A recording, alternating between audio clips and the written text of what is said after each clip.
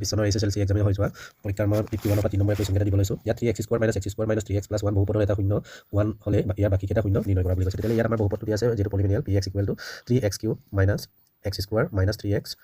+ 1 এইটো আমাৰ কি দিয়া আছে ইয়াৰ এটা শূন্য x = -1 দিয়া আছে এটা শূন্য x = -1 দিয়া আছে অৰ্থাৎ x + 1 হৈছে এটা উৎপাদক হ'ব অৰ্থাৎ x + 1 হৈছে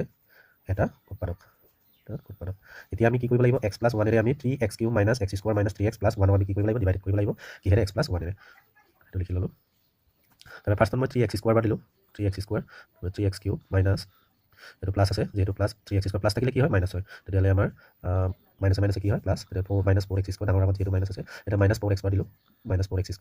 4x তাৰ মাইনাছ থাকিলে প্লাছ হয় এটা প্লাছে মাইনাছে মাইনাছ 4x ৰ পৰা 3x মাইনাছ কৰিলে x + 1 + 1 দিব লাগিব x + 1 তেতিয়া বাকী আমি 0 পালোঁ এতিয়া আমি কি কৰিব লাগিব বাকী শূন্যবোৰ উলিয়াব লাগে বাকী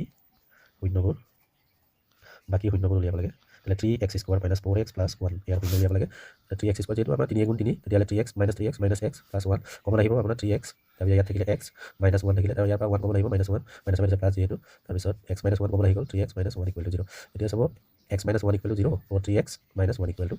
x = 1 তাৰপিছত x 1 দিবলৈ গ'ল x = 1/3 এইটো 2 লিখিলোঁ 3 হ'ব লাগে এতেকে বহুপদৰ বাকী শূন্য দুটা হ'ব 1 আৰু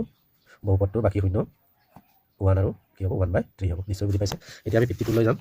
52 আছে দুটা অংক বিশিষ্ট এটা সংখ্যা আৰু এই সংখ্যাটোৰ অংক দুটা হাল সলনি কৰি পোৱা সংখ্যাটো যোগ কৰিলে 66 হয় বুলি কৈছে যদি সংখ্যাটোৰ অংক দুটা পাৰ্থক্য 2 হয় সংখ্যাটো উলিওৱা একেবাৰে ইজি তেলে ধৰা হ'ল আমি লিখিলোঁ দশক স্থানৰ অংকটো ফাৰ্ষ্টত লিখি ল'লোঁ দশক স্থানৰ অংকটো আমি x ধৰি ল'লোঁ অংকটো x ধৰিলোঁ তাৰপিছত একক স্থানৰ অংকটো আমি y ধৰি ল'লোঁ একক স্থানৰ অংকটো আমি y ধৰি ল'লোঁ তেতিয়াহ'লে সংখ্যাটো হ'ব যিহেতু দশক বুলি কৈছে সংখ্যাটো হ'ব 10x + y হ'ব তাৰপিছত এতিয়া আমাৰ একৰ্ডিং টু কুৱেশ্যন বুলি লিখিব পাৰে আকৌ অংক দুটা যদি আমি স্থান দুটা যদি হাল সলনি কৰি দিওঁ তেতিয়াহ'লে অংক দুটা যদি হাল সলনি কৰোঁ কাৰণ ইয়াত হাল সলনি কৰিব কৈছে হাল সলনি কৰিলে হ'ব আপোনাৰ 10y নতুন সংখ্যাটো হ'ব 10y + x হ'ব এটা একৰ্ডিং টু কুৱেশ্যন মানে প্ৰশ্নমতে আমি এটা প্ৰশ্নমতে লিখিব পাৰোঁ যিহেতু সংখ্যাটো যোগ কৰিলে 66 বুলি কৈছে তেতিয়াহ'লে 10x + y + 10y + x = 66 হ'ব এটা 10x আৰু 1x প্লাছ কৰিলে 11x হ'ব 11x তাৰপিছত আকৌ 10y আৰু y প্লাছ কৰিলে 10y হ'ব 11y হ'ব = 66 এটা 11 দুটাকে যায় তিনিটাক যায় 11 × 11 × 11 66 এইটো হৈ গ'ল এক নম্বৰ বিকৰণ তাৰপিছত আকৌ আমাৰ কি বুলি কৈছে সংখ্যাটোৰ অংক দুটাৰ পাৰ্থক্য 2 বুলি কৈছে তেতিয়াহ'লে x - y = সংখ্যা দুটাৰ পাৰ্থক্য সংখ্যাটোৰ অংক দুটাৰ পাৰ্থক্য 2 বুলি কৈছে তেতিয়াহ'লে x - y = কিমান হ'ব 2 হ'ব এইটো 2 নম্বৰ বিকৰণ এতিয়া ইকুৱেশ্যন 1 আৰু ইকুৱেশ্যন 2 প্লাছ কৰিলে হ'ব equation 1 + equation 2 x + y + x - y = 6 + 2 এতিয়া আমাৰ y কেনচেল হ'ব x প্লাছ কৰিলে 2x হ'ব = এই দুটা যোগ কৰিলে 8 হ'ব তাৰপিছত x = 8/2 হ'ব 2 ৰে 4 বাৰ যাব তেতিয়াহ'লে x = কিমান পালোঁ 4 পালোঁ এতিয়া আমি x ৰ মান 1 নং সমীকৰণত বহুৱাই পাওঁ বা 2 নং বহালেই হ'ব 1 নং সমীকৰণত বহুৱাই পাওঁ 1 নং সমীকৰণটো কি আছিলে x +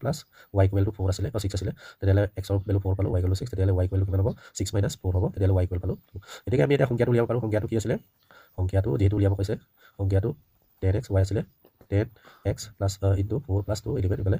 4 + 2 40 240 + 2 40 হ'ল এতিয়া আমি যাওঁ 53 নম্বৰলৈ ইয়াত একেবাৰে ইজি এটা আহিছিলে সমাধান কৰা 1 ৰ তলত 1 আছে লসাগু ল'লোঁ x হ'ল তাৰপিছত x ৰে এবাৰ যাব তাৰপিছত 1 ৰে x এবাৰ যাব এইটো একে থাকিলে এটা ক্ৰছ মাল্টিপ্লিকেশ্যন বজ্ৰপূৰণ কৰি দিলোঁ x + 11 আৰু 132 - x ইনটু কৰিলোঁ তাৰপিছত আকৌ 132 আৰু এইটো কৰিলোঁ এতিয়া আমাৰ এইটো x ৰ লগত ইনটু কৰিলোঁ 132x প্লাছ তাৰপিছত এই দুটা ইনটু কৰিলে 11 আৰু 132 ইনটু কৰিলে 1452 হ'ব তাৰপিছত আকৌ -x ৰে x কৰিব x² আৰু 11x তাৰপিছত এইটো ইফালে লেফ্ট চাইডৰ ৰাইট চাইডৰ মাইনাছ কেনচেল হৈ গ'ল এতিয়া এইকেইটা মই গোটেইখিনি ৰাইট চাইডত পঠাই দিলোঁ -2 প্লাছ 11 টো কি হৈ গ'ল প্লাছ হৈ গ'ল তাৰপিছত এইটো মাইনাছ হৈ যাব এতিয়া আমি উৎপাদক বিশ্লেষণ ফেক্টৰাইজেশ্যন কৰিব লাগে এতিয়া 44 আৰু 33 মন কৰিলে 140 1452 হ'ব যেহেতু এইটো আমি ফেক্টৰাইজেশ্যন কৰিলোঁ এই দুটাৰ পৰা x কমন আহিব x কমন ল'লোঁ x + 44 হ'ল তাৰ ইয়াৰ পৰা আমি 33 কমন ল'লোঁ তাৰ ইয়াত থাকিলে x মানে 144 - প্লাছ 33 আৰু 44 ইনটু কৰিলে আমাৰ কিমান হয় 1452 হ'ব এতিয়া 144 x + 1 মিলিলে এইটো কমন ল'লোঁ x - 33 = 0 তাৰপিছত x + 44 = 0 আৰু x - 33 = 0 তেতিয়াহ'লে আমি 44 পেলাই পঠাই দিলোঁ -2 প্লাছ হৈ গ'ল প্লাছটো মাইনাছ হ'ল এইটো কি হ'ব -2 প্লাছ হৈ গ'ল এতিয়া আমাৰ কি হ'ব সংখ্যা দুটা একেবাৰে ইজি সমীকৰণ দুটা কি হ'ব -44 আৰু 33 হ'ব বা 33 আৰু -44 নিশ্চয় বুজি পাইছে এতিয়া আমাৰ আহিছে জানকি PQRS ত্ৰিভুজ আমাৰ PQ সমান্তৰাল RS ইয়াৰ অসমান্তৰাল বাহু দুটা PS এটা আমি আঁকি ল'লোঁ এইটো যিহেতু সমান্তৰাল বাহু দুটা PQ আৰু SR হ'ল বা RS হ'ল তাৰপিছতে আমাক কৈছে আকৌ এটা M * এটা PQ সমান্তৰাল এইটো কাৰণে আঁকি ল'লোঁ তাৰপিছতে আমাৰ এতিয়া PR টো সংযোগ কৰি দিলোঁ সংযোগ কৰিব কৈছে যিহেতু সংযোগ কৰি দিলোঁ এতিয়া এটা লিখিলোঁ ট্ৰিপিজিয়াম য'ত PQ সমান্তৰাল RS তাৰপিছত অসমান্তৰালটো আমাৰ আছে একেবাৰে ইজি আহিছিলে এইটো চাব PM/MS আৰু QN/NR ল'লোঁ তাৰপিছত P আৰু R বিন্দু দুটা যোগ কৰা হ'ল তাৰপিছত এইটো হ'ল ত্ৰিভুজ PSR আমি পালোঁ তাৰ সমান্তৰাল কেইটা লিখিলোঁ MNRS OMN ৰ ওপৰত আছে যিহেতু